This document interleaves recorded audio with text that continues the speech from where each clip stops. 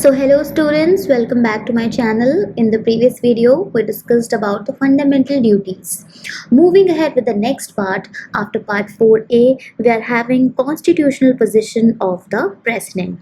So here we are going to discuss about the president of India and how he is the constitutional head of the union executive. See, there are certain relationship which is a kind of dynamic relationship that the president shares with the council of ministers. So this particular video will be regarding the constitutional framework that governs these kind of legislations which actually define the bond between a president of India and how the relationship is with the council of ministers. Moving ahead, first of all, we are having article 52. 52 states that who will be the head of the state. It establishes the president as the paramount head of Indian state, also the first citizen and nominal or de jure head of union executive. So there shall be a president of India. This has been defined by article 52. We know that in our country, president is not the real head and he is the nominal head. In our country, we are having prime minister as the real executive head. So president is the nominal head but not the real head. But see, when we hear the name president, हमारे दिमाग में कौन से president आते हैं? Like US president, because he is having the whole sole power. But if we compare our Indian system, we have given the powers to prime minister more. So we say that he is the real head, real executive head, and president to be as the nominal head. मतलब नाम का head है, but there are अब देखो post है, so there are certain functions also. क्या functions perform करते हैं, कौन कौन सी powers दी है हमने president को, we'll cover in this particular video. Next is Article 53, that is Commander in Chief. This means that the executive power of Union is vested in the President. Executive power President में vest करेगी and shall be exercised by him either directly or through officers subordinate to him in accordance with the Constitution.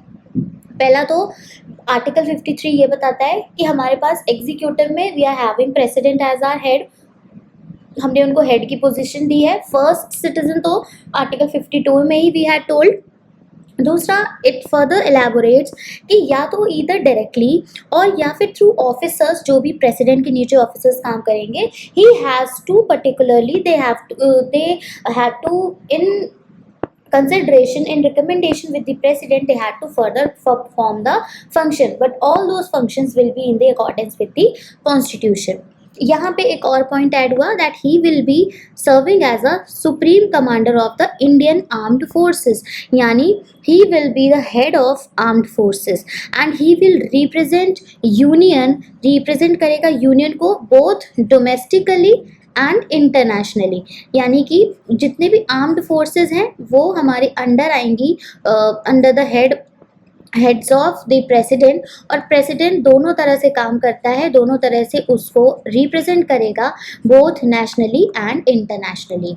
Next is, अब because we are heading all the matters of armed forces and president is the supreme commander of the same, so we'll say that he is the ultimate authority over defense matters. जितने भी military से regarding जो भी matters होंगे, he is the person who is heading the military directly.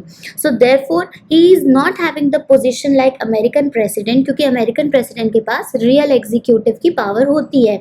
But here अगर हम इसको अगर हमें कंपेयर करना हो कि हम इसको किस पोस्ट से कंपेयर, क्या किस कंट्री से कंपेयर कर सकते हैं, तो जैसा ब्रिटिश मोनार्क होता है वो वहाँ का नॉमिनल एग्जीक्यूटिव हेड है, ज़्यादा कोई पावर्स नहीं है उसके पास. एज इट इज़ हमारा प्रेसिडेंट होता है कि हमने पोस्ट तो बना दी है but he acts as a nominal executive head. हमारे पास real executive head prime minister है. This is the position unlike America से डिफरेंट है बिकॉज अमेरिका में president is the real executive head. अगर मैं बात करूं डॉक्टर बी आर अम्बेडकर की, तो इन्होंने कॉन्स्टिट्यूएंट असेंबली में इस पर्टिकुलर चीज़ पे कि प्रेसिडेंट और प्राइम मिनिस्टर का क्या पर्टिकुलर उनके जो पावर्स है उसमें क्या क्लैश है या क्या क्लैरिटी है, ये बी आर अम्बेडकर ने प्रेसिडेंट के रोल पे स्पेसिफिकली दी थी। That president occupies the same position as the king under British constitution. British constitution में किंग का रोल सिर्फ एज अ ब्रिटिश मोनार्क होता है, ज़्यादा कोई उसके पास पावर्स नहीं होती है। हेड ऑफ द स्टेट तो होगा बट एग्जीक्यूटिव का काम नहीं होता है, and he represents the nation but does not rule the nation. वैसा ही सिस्टम प्रेसिडेंट का है हमारे यहाँ कि हेड ऑफ द स्टेट तो होगा बट एग्जीक्यूटिव नहीं होगा, बिकॉज एग्जीक्यूटिव के वास्ट पावर्स इसके पास नहीं होते। We just say nominal executive head. Also वो नेशन को रिप्रेजेंट तो करेगा बट जो रूल करने का काम होता है, जो रूलिंग चीज़ है, जो गवर्नमेंट का काम है, वो प्रेसिडेंट फुलफिल नहीं करेगा। That is why president is a symbolic authority with real power exercised by council of ministers headed by prime minister. Prime minister हमारे यहाँ रियल अथॉरिटी है, रियल पावर है। प्राइम मिनिस्टर्स के साथ council of ministers as a whole अगर हम देखें तो ये हमारी गवर्नमेंट है और रियल पावर्स इसी के पास होती है, but president is the symbolic authority जो in accordance with these people काम करेगा।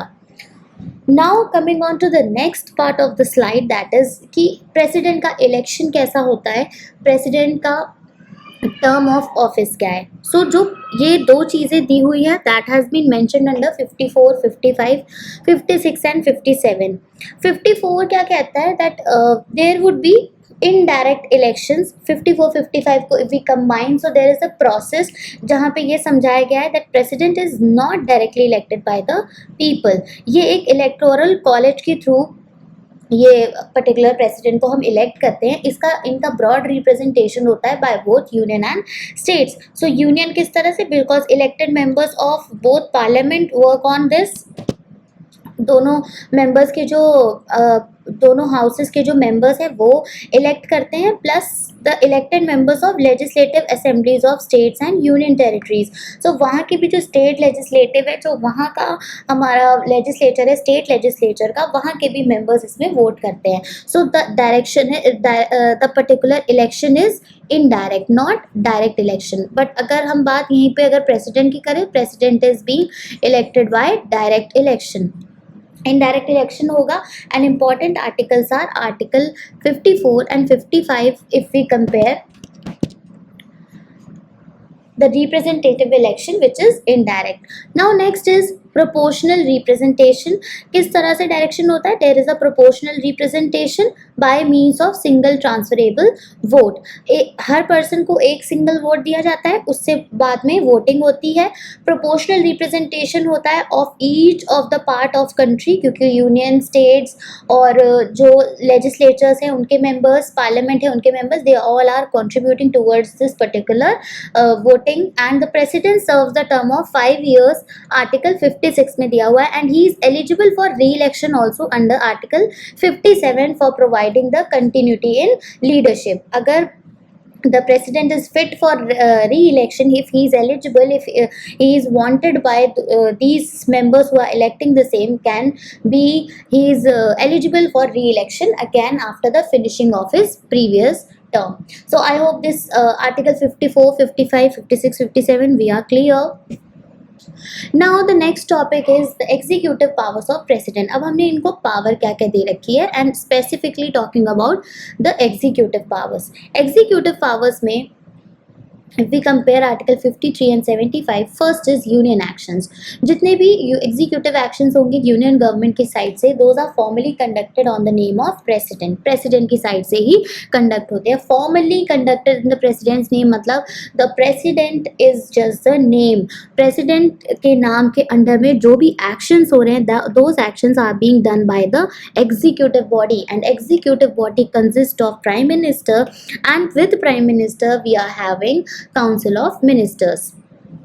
Now here appointments are being made। appointment करता है prime minister का and on the PM's council, that is on the recommendation of council of ministers। so एक understand this thing that there shall be a council of ministers with the prime minister at the head to aid and advise the president। अब president को जो recommendation देने का काम है वो है प्रेसिडेंट का with council of ministers, who shell in the exercise of his function act in accordance with such advice. और जो प्रेसिडेंट है वो बेसिकली इनकी एडवाइस पे ही काम करेगा। इनकी एडवाइस पे काम करने के बाद there is the next part that is information and reconsideration. Basically हुआ क्या कि हमने आर्टिकल 74 में ये बता दिया कि we will be having council of ministers. अब देखो हायरार्की समझो, there is council of ministers plus we are having PM. अब इसको एज अ होल हम देखेंगे, ये एज अ होल रिकमेंड कर रहा है किसको, हमारे प्रेसिडेंट को, recommending president about his part of work. और प्रेसिडेंट को जितने भी फंक्शंस परफॉर्म करने हैं वो इन कंसिडरेशन विद इनकी रिकमेंडेशंस के हिसाब से ही होना चाहिए, and of course in consideration with the constitutional laws, in accordance with the constitutional laws.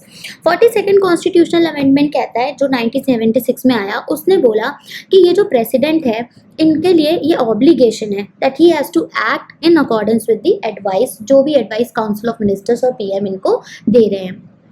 After that 44th constitutional amendment आया। 44th कॉन्स्टिट्यूशनल अमेंडमेंट ने एक मौका दिया प्रेसिडेंट को। प्रेसिडेंट को क्या मौका दिया 78 में, पहले वाले अमेंडमेंट ने उसने बोला that you have to follow the advice of council of ministers and PM. But जब 44th अमेंडमेंट आया तो प्रेसिडेंट को एक ऑप्शन दिया कि जो भी आपके पास जो भी रिकमेंडेशन आ रहा है या जो भी एडवाइस आ रही है, आप उस एडवाइस को सिर्फ एक बार रिकंसिडरेशन के लिए भेज सकते हो। अब रिकंसिडरेशन के लिए वापस से जो प्रेसिडेंट है वो उस एडवाइस को वापस से भेज देता है काउंसिल ऑफ मिनिस्टर्स के पास कि प्लीज रिकंसीडर दिस। एक बार फिर से इस चीज़ पे सोच लो, अगर काउंसिल ऑफ मिनिस्टर्स को मौका दिया है, अगर काउंसिल ऑफ मिनिस्टर्स को लगता है कि हाँ इस पे सोचना चाहिए और सोच के क्या पता वो डिसीजन चेंज कर दे तो इट्स ओके। बट अगर काउंसिल ऑफ मिनिस्टर्स को रिकंसिडरेशन के बाद भी ऐसा लगा कि नहीं, रिकंसिडरेशन करने का कोई चांस नहीं है, कंसीडर करने के बाद भी हमें यही लग रहा है कि ऐसा ही होना चाहिए, सो अगेन वो सेम चीज़ प्रेसिडेंट को ट्रांसफ़र कर सकता है और वो एडवाइस अब प्रेसिडेंट को माननी पड़ेगी, क्योंकि सिर्फ एक ही बार का ऑप्शन दिया गया है। एक ऑप्शन के बाद एक ऑप्शन अगर आप प्रेसिडेंट ने यूज़ कर लिया, एक बार रिकंसिडरेशन के लिए भेज दिया, so now it depends on council of ministers कि वो अपनी एडवाइस को चेंज करे या ना करे। अगर चेंज कर देता है तो it is well and good, president की वजह से रिकंसिडरेशन हो गया, और अगर नहीं करता है तो now president has to act on it, president को एक्ट करना ही पड़ेगा उस पर्टिकुलर एडवाइस पे। So only single option is given. एक बार ऐसा हो चुका है, ऐसा कई बार हो चुका है। बेसिकली प्रेसिडेंट ने अपने 44th अमेंडमेंट की पावर जो उसको मिली थी 44th अमेंडमेंट से, उसको यूज़ करके उस पर्टिकुलर एडवाइस को रिकंसिडरेशन के लिए भेजा है एंड दैट हैज़ बीन रिकंसीडर्ड। और जब दोबारा से काउंसिल ऑफ मिनिस्टर्स ने उस चीज़ को रिकंसिडर किया तो एडवाइस चेंज हो गई। So it's the good thing, good part कि जो प्रेसिडेंट को इस तरह की पावर दे रखी है। नेक्स्ट आता है हमारा आर्टिकल 75। आर्टिकल 75 बात करता है that prime minister is appointed by president only, but ये जो अपॉइंटमेंट हो रहा है that must be a command, और कमांड कैसी होनी चाहिए, मेजॉरिटी फ्रॉम लोकसभा। लोकसभा में अगर मेजॉरिटी है तो प्राइम मिनिस्टर को अपॉइंट किया जा सकता है। जो बाकी अदर मिनिस्टर्स हैं those are appointed by president on the advice of PM only. PM advice करता है कि हम बाकी काउंसिल ऑफ मिनिस्टर्स को किस तरह से इनको आगे फर्दर हम बनाएंगे। काउंसिल ऑफ मिनिस्टर्स, अब जो एज अ होल ये काउंसिल ऑफ मिनिस्टर्स बने हैं, these are having collective responsibility to the Lok Sabha. इनकी जो रिस्पॉन्सिबिलिटी है वो कलेक्टिव है। प्रेसिडेंट को हटा दो, we are only talking about council of ministers with PM and those are collectively responsible to the Lok Sabha. अब बात करते हैं टेरिटरी एंड एडमिनिस्ट्रेशन। तो एडमिनिस्टर करता है यूनियन टेरिटरीज। शेड्यूल्ड एरियाज कौन से होंगे एज पर आर्टिकल 239 एंड 244, ये इस चीज़ के डिक्लेरेशन का काम दिया है हमने अपने प्रेसिडेंट को। So these are the basic powers given under 53 and 75. Moving ahead with our topic, that is relationship कैसा होता है। I told you previous slide में that we are having aid and article 74 aid and advice क्या करेगा, acts on the advice and aid of council of ministers and this is headed by of course prime minister. So एक तरह की parliamentary democracy को maintain करता है only on the aid and advice of prime minister and council of ministers. पहला जो amendment act आया उसने बाउंड किया प्रेसिडेंट को कि आपको जो भी काउंसिल की एडवाइस होगी आपको उसी हिसाब से एक्ट करना है, तो उसी हिसाब से एक्शन होना चाहिए जिस हिसाब से उसकी एडवाइस बन रही है। 44th अमेंडमेंट ने क्या किया, gave one chance of reconsideration, एक चांस दे दिया रिकंसिडरेशन का, allowed president to return a matter once for reconsideration, पर आफ्टर रिकंसिडरेशन जो भी पर्टिकुलर अब एडवाइस आएगी दैट इज मैंडेटरी, अब उसको फॉलो अप करना is the task of president. हो सकता है आप इनके रिकंसिडरेशन से वो एडवाइस चेंज हो जाए, बट वो एक अलग बात है। अगर चेंज नहीं होती है सो फिर प्रेसिडेंट को उसी पर्टिकुलर एडवाइस के हिसाब से फर्दर काम करना पड़ेगा in accordance with the government. जो ये कलेक्टिव रिस्पॉन्सिबिलिटी का पॉइंट है that has been given under article 75 to ensure the accountability directly elected by the representatives, मतलब लोकसभा के लिए ये जो काउंसिल ऑफ मिनिस्टर्स है ये कलेक्टिवली रिस्पॉन्सिबल है। सिंगल रिस्पॉन्सिबिलिटी या पर पर्सन रिस्पॉन्सिबिलिटी का ऑप्शन हमने यहाँ पे नहीं दे रखा है, we have given the collective responsibility part. Moving ahead with the legislative powers of president which is given under article 86 and 123, यहाँ पे क्या बात होती है दैट लेजिस्लेटिव पावर्स किस तरह की होंगी। पहला हो जाएगा दैट समन्स और prorogues the sessions of parliament overseeing the legislative calendar, अगर कभी भी एकदम से ज़रूरत पड़ी है जो सेशन पर्टिकुलरली जो शेड्यूल्ड होते हैं उसके अलावा if there is a need तो वहाँ पे जो पर्टिकुलर प्रेसिडेंट है वो बुला सकता है इनकी sittings. Grants assent to the bill, ये तो हमें पता है that there is a process में सबसे पहले मान लो लोकसभा और राज्यसभा में बिल पास हुआ, if it's we are excluding here the money bill, तो दोनों में से किसी एक हाउस में इंट्रोड्यूस हुआ। मान लो कि वी आर हैविंग लोकसभा, तो लोकसभा के बाद वो राज्यसभा जाएगा फॉर रिकमेंडेशंस, राज्यसभा के बाद वो प्रेसिडेंट के पास जाएगा। दूसरा ये हो सकता है इन केस वो राज्यसभा में इंट्रोड्यूस हुआ है सो वो यहाँ से मेजोरिटी लेके लोकसभा जाएगा, लोकसभा से वो प्रेसिडेंट एसेंट्स के लिए जाएगा। प्रेसिडेंट की एसेंट इज इम्पॉर्टेंट, तो एसेंट बिल्स को जब दे देगा तभी हम उसको फर्दर एक्ट में कन्वर्ट कर पाएंगे। पावर है टू विद होल्ड एसेंट और return bills excluding money bill for reconsideration, अब डिपेंड करता है यहाँ पे उसके पास इन दोनों में हम बस मनी बिल हटा देते हैं, इसके अलावा जितने भी बिल्स हैं इन दोनों केसेस में प्रेसिडेंट वापस से रिकंसिडरेशन के लिए वो बिल किसी भी हाउस में भेज सकता है, जहाँ से भी जिस भी हाउस से उसके पास आया है पास होके दोबारा से रिकंसिडरेशन के लिए वो भेज सकता है। कैन प्रोमलगेट ऑर्डिनेंसेस, ऑर्डिनेंस बनाने का जो काम है वो प्रेसिडेंट को ही दिया जाता है। ऐसी कोई इमरजेंसी पड़ गई है जहाँ पे जो लेजिस्लेटिव अथॉरिटी है उसका प्रोसेस तो काफ़ी लंबा होता है, कोई भी नया लॉ लेके आना होता है तो अब उसका टाइम नहीं है, देयर इज़ अर्जेंसी, और उस अर्जेंसी में इट्स इम्पॉर्टेंट कि जो पर्टिकुलर प्रेसिडेंट है वो लॉ बना दे या कोई भी अथॉरिटी लॉ बना दे, पार्लियामेंट सेशन में नहीं है and there is a very urgent need of that particular law, तो ऑर्डिनेंसेस बनाए जा सकते हैं। ये जो ऑर्डिनेंस है इसका सेम इफेक्ट होगा एज अ लॉ। आपने आर्टिकल 13 क्लॉज 1 में देखा होगा दैट क्लॉज 13 का जो क्लॉज 3 है वो डिफाइन करता है law and law in force, तो लॉ में इट इंक्लूड्स ऑर्डिनेंसेस, ऑर्डिनेंसेस का सेम इफेक्ट होगा जैसे कि एक पर्टिकुलर लॉ का होता है। ऑल्सो जितने भी मैसेजेस सेंड करने के काम होंगे पार्लियामेंट में, जैसे कुछ भी इंपॉर्टेंट अगर ट्रांसफ़र करना है, कोई भी एक पर्टिकुलर नोटिस है जो बताना है, so that particular thing we have particularly president enjoys these powers.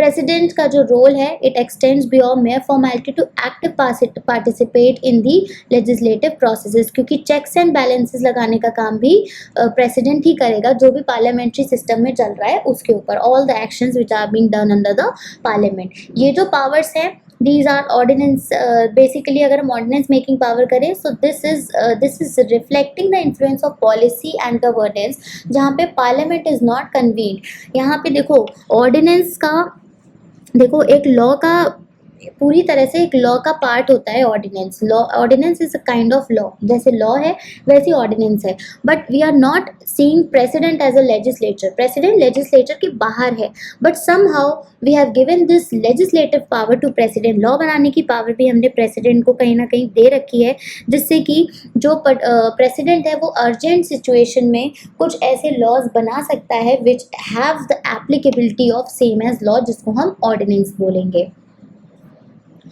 Next is he is also having some discretionary powers and some emergency powers. PM का जब अपॉइंटमेंट होता है so it exercises his discretion, उनकी मर्जी पे है कि वो किसको प्राइम मिनिस्टर बना सकते हैं। और ये पर्टिकुलर पार्ट उनको मिलता कब है, जब किसी पार्टी का क्लियर मेजॉरिटी लोकसभा में नहीं होता है। अगर कोई पार्टी लोकसभा में ऑलरेडी मेजॉरिटी में है सो दे हैव ऑलरेडी डिसाइडेड कि उनकी साइड से पीएम कौन बनना है। बट समहाउ अगर कुछ ऐसा होता है that there is no single party who secures a clear majority, तो यहाँ पे अब कोलिशन डायनेमिक स्टार्ट हो जाएगा। अब यहाँ पे प्रॉब्लम आएगी कि अब हम पीएम किसको बनाएं, क्योंकि कोई भी जो पार्टी है वो पर्टिकुलरली वो हमारे पास क्लियर मेजॉरिटी में नहीं है। अब मेजॉरिटी अगर नहीं है तो यहाँ पे डिस्क्रिशनरी पावर का यूज़ करेगा president. President will use his discretionary powers, और प्रेसिडेंट अपनी इस डिस्क्रिशनरी पावर को यूज़ करते हुए सबसे पहले तो वो ये आइडेंटिफाई करेगा कि पीएम बनने के लिए लायक कौन है, जो भी ऑप्शंस है उसके पास। ऑप्शंस के बाद वो अपॉइंट करेगा that person who can be the prime minister of India. Also next thing is Lok Sabha dissolution. अब क्वेश्चन है कैन डिसॉल्व द लोकसभा, अगर प्राइम मिनिस्टर की एडवाइस है तो क्या प्रेसिडेंट ऐसा कर सकता है? Yes, if there is dismissal of government, ऐसा कुछ होता है कि मेजॉरिटी लूज हो जाती है या फिर आफ्टर लूजिंग मेजॉरिटी अगर जो गवर्नमेंट है वो रिज़ाइन करने के लिए रिफ्यूज़ कर रही है, सो वहाँ पे एक नया इलेक्शन होने का एक रास्ता खोलता है president. It can dissolve Lok Sabha, और लोकसभा डिसॉल्व करेगा on the advice of course prime minister. So dissolution of lok sabha can be done also। ये जो advice है ये कभी कभी हो सकती है, sometimes advice नहीं भी होगी, but अपनी discretionary power again use करके यहाँ पे ये इस particular चीज़ पे डिसीजन ले सकता है, डिसॉल्व कर सकता है लोकसभा को, और लोकसभा को डिसॉल्व कर देगा। दिस मीन्स कि जो अब इलेक्शन है वो दोबारा से होंगे। So it's paving a way to that particular thing. एक और इसके पास पावर होती है पॉकेट वीटो की, not acting on a bill immediately. मतलब ये जो पॉकेट वीटो है ये भी एक तरह का डिस्क्रिशनरी पावर है, जहाँ पे प्रेसिडेंट अपने इस पर्टिकुलर वीटो का यूज़ करके अब पर्टिकुलरली किसी भी लॉ, किसी भी एक्ट को यूज़ कर सकता है उसके ऊपर और फर्दर एक्शन कर सकता है इन accordance with the constitution. Next is emergency powers, very important powers, क्योंकि ये जो आर्टिकल 352, 356 और 360 है, यानी 352 इज ऑफ नेशनल इमरजेंसी,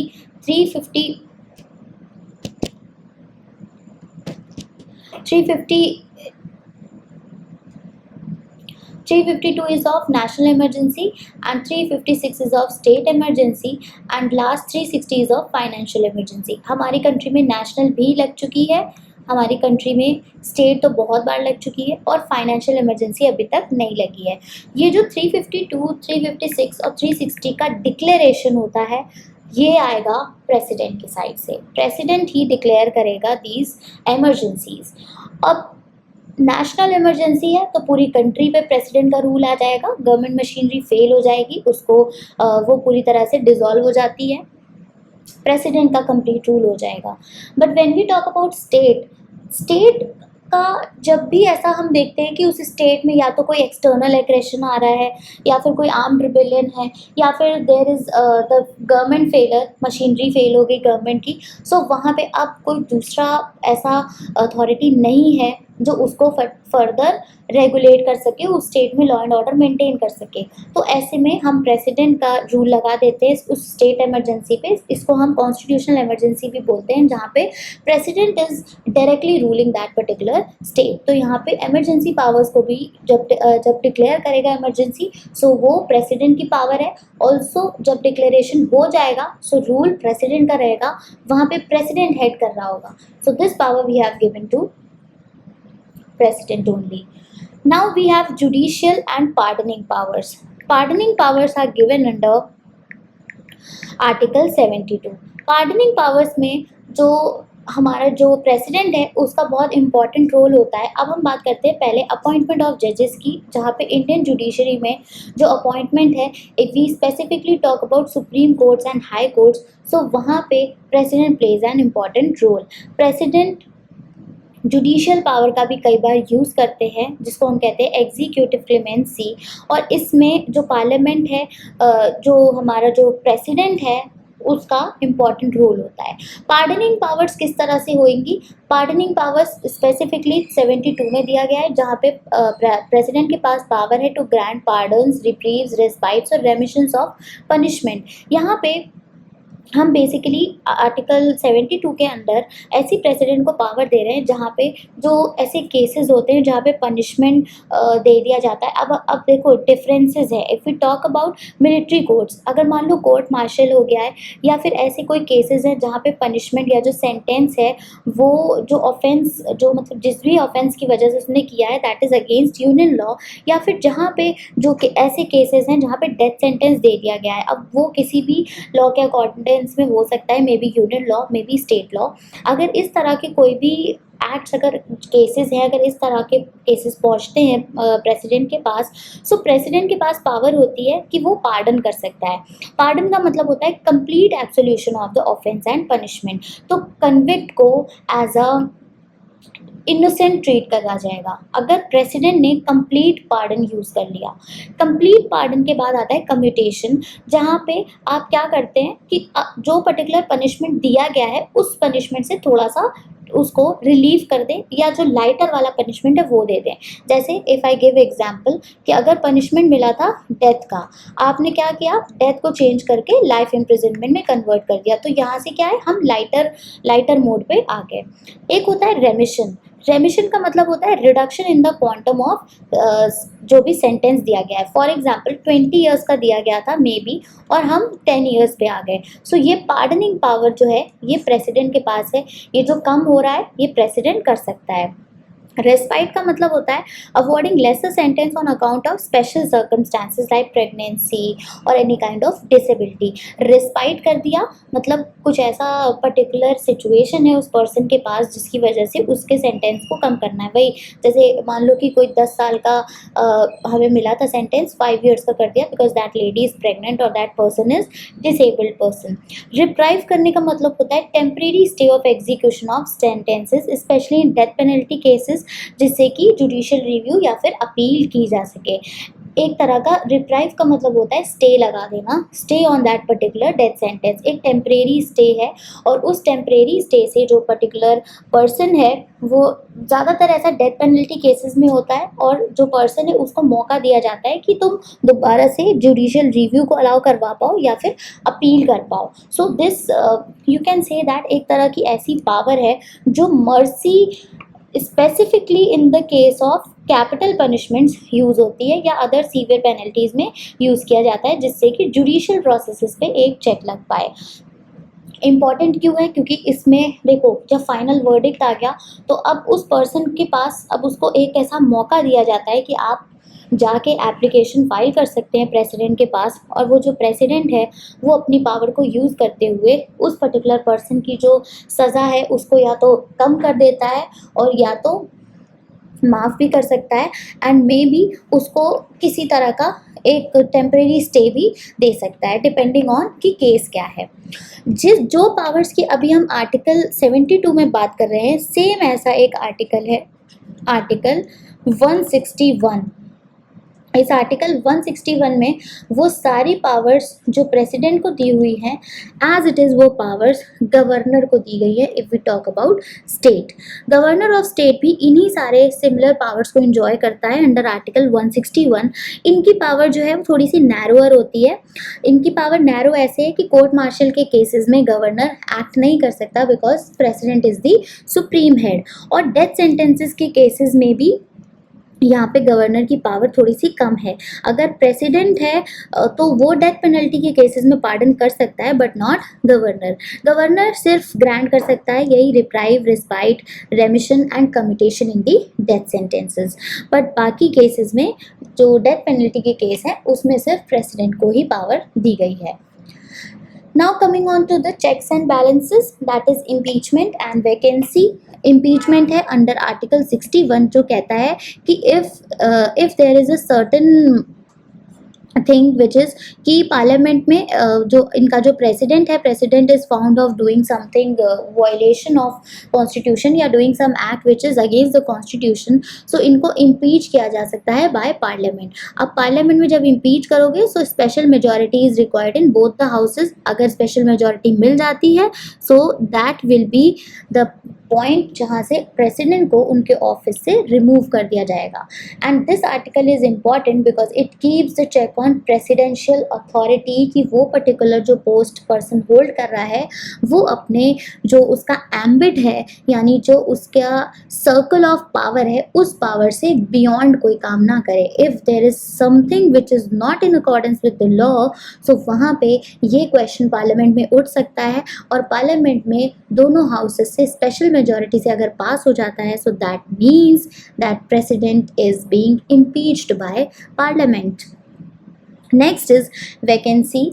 अगर स्मूथ ट्रांजिशन या कंटिन्यूटी और लीडरशिप का करना है and if somehow presidential office में अगर कोई पर्सन है उसकी डेथ हो जाती है या फिर उसका रेजिग्नेशन आ जाता है या मे बी उसका इम्पीचमेंट आ जाता है so for certain period of time vice president temporarily assumes the role। तो after president we have hierarchy of vice president. अगर कुछ ऐसे अनफोर्सेबल सर्कमस्टांसेस हैं कि डेथ हो गई है या फिर समहाउ किसी रीज़न की वजह से उन्होंने अपने ऑफिस से ही रिज़ाइन कर दिया है या फिर 61 में उनका इम्पीचमेंट हो गया है तो ऑफिस खाली हो जाएगा और ऑफिस खाली नहीं रख सकते because we need the continue leadership for the smooth transition of law and order और maintenance in the country. So वहाँ पे वाइस प्रेसिडेंट को वो सारे पावर्स जो अभी तक प्रेसिडेंट कंटिन्यू कर रहा था वो सारे पावर्स वाइस प्रेसिडेंट को मिल जाएंगे for a certain period of time जब तक कि प्रेसिडेंट दोबारा से इलेक्ट नहीं किया जाता। Next is coming on to the conclusion, but before conclusion I would like to discuss about 2-3 cases जिससे कि you will understand कि क्या रिलेशनशिप है between the president and between the council of ministers. Role क्या है president का in current scenarios. पहला case था Kehar Singh versus union of India, 1989 का केस आया था। let me mention here also so that you can go and research about this case। कहर Singh versus union of India का केस था और इन दिस केस 1989 का केस है। प्रेसिडेंट के पास एक पावर आई थी that president can examine the evidence of the case while deciding clemency but can not sit in appeal over judicial verdict. मतलब it was the case, एक तरह की pardoning power पे केस आया था। You can go and search more about what were the specific issues of this case and what was specifically held. But यहाँ पे president को पावर दी गई थी कि वो एविडेंस भी एग्जामिन कर सकता है जब वो अपनी पावर्स का यूज कर रहा हो। Next is Epuru Sudhakar versus government of Andhra Pradesh and this is the case of 2006 itself। 2006 में इस केस ने बोला कि जब प्रेसिडेंट अपनी क्लेमेंसी पावर को यूज़ करेगा that clemency power is not absolute, it is always subject to judicial review. यानी अब प्रेसिडेंट का भी जो पावर है, क्योंकि president comes under the ambit of executive, और प्रेसिडेंट का भी जो पावर है that will be subject to judicial review. अगर उसने अपनी इस पावर का जो यूज़ है उसने आर्बिट्रली किया या फिर उसने मैलिफाइड इंटेंशन से किया या फिर जो भी उसने पर्टिकुलर रूल दिया है अपना using that pardoning power and if it is irrelevant considerations की वजह से अगर अपनी पावर को यूज कर दिया गया है so this means that it can come under the ambit of judicial review. तो ऐसा नहीं है कि जो पावर्स हैं दैट इज स्पेसिफिकली एब्सोल्यूट नहीं है, a check of judicial review is applied. Last case, you can go and search about it, Manu Ram versus Union of India। Manu Ram versus Union of India is the case of 1980, but यहाँ पे जो इसकी clemency powers हैं इसको बोला गया that those must be exercised on the aid and advice of Council of Ministers not by President personally। so काफ़ी पुराना केस है 1980 का। इसके बाद इसका काफ़ी ज़्यादा एवोल्यूशन होना स्टार्ट हुआ एंड विद दिस एवोल्यूशन ये जुडिशियल रिव्यू का जो कॉन्सेप्ट है आफ्टर दिस केस, ये जो 2006 का तो सबसे अभी फ्रेश केस है, सो जुडिशियल रिव्यू के एम्बिट में हमेशा ही जो प्रेसिडेंट है उनकी पावर्स रहेगी। हमने ये जो पार्डनिंग पावर है इसको बेसिकली एक ह्यूमैनिटेरियन सेफ्टी वॉल्व की तरह यूज़ किया है कि एटलीस्ट ऐसा कुछ हो जुडिशियल सिस्टम में जो एज अ सेफ्टी वॉल्व काम करे फॉर द ह्यूमंस, जिससे कि हम उनको मर्सी या फिर जस्टिस प्रोवाइड कर पाएँ, इतना भी लॉ हार्श ना हो जाए कि पर्सन को ऐसे ऐसी कुछ सज़ाएं मिल जाएं जो कि शायद ह्यूमन लाइफ के कहीं ना कहीं अगेंस्ट जाती है। ऑल्सो अगर मान लो कभी रॉन्गफुल कन्विक्शन हो गया या फिर जो पनिशमेंट है कई बार एक्सेसिव हो गया, उससे बचाने के लिए भी हम इस पार्डनिंग पावर का जो पर्टिकुलर एम्बिट है वो हम प्रेसिडेंट को दे देते हैं। It maintains the balance between the executive conscience and the justice. Also, if I talk about कि प्रेसिडेंट क्या है, प्रेसिडेंट को हम ऐसे as a independent executive authority तो नहीं मानते हैं, but he is the symbol of the nation कि कैसे पार्लियामेंट्री डेमोक्रेसी फंक्शन करती है इन दैट पर्टिकुलर फ्रेमवर्क। कह सकते हैं कि टाइटुलर हेड होता है, टाइटुलर हेड में काउंसिल ऑफ मिनिस्टर्स एक तरह से रियल अथॉरिटी बन जाएंगे, but we have given certain discretionary power in crisis and making him the safety valve of this constitution. अब ऐसा क्यों करते हैं? Because we want to ensure that जो गवर्नेंस है that continues within the democratic and constitutional limits. So overall अगर मैं बात करूँ कि जो नेचर ऑफ ऑफिस है दैट इज़ नॉमिनल हेड होता है, क्योंकि real powers or always resting upon prime minister and council of ministers, but he act as a constitutional head. He is bound by constitution and he is also bound by the ministerial advice.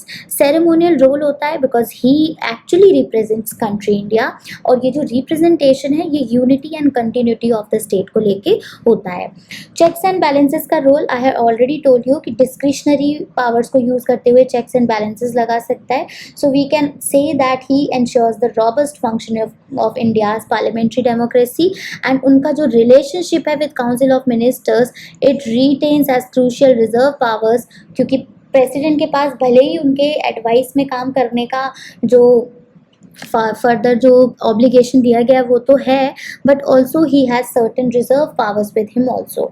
So I think so this particular topic of constitutional position of president, how the president is being established and what is the relationship between the council of ministers have been clear to you, and जो भी extra powers हम president को देते हैं and whatever the judicial interpretations are on the pardoning power, I think so that I have been cleared you about this topic. And if you are having any confusion after this, you can always comment, or you can always DM if you have any confusion in this particular point. So thank you so much. We'll see you in the next video with the next important topic of our syllabus. So thank you, like, share and subscribe.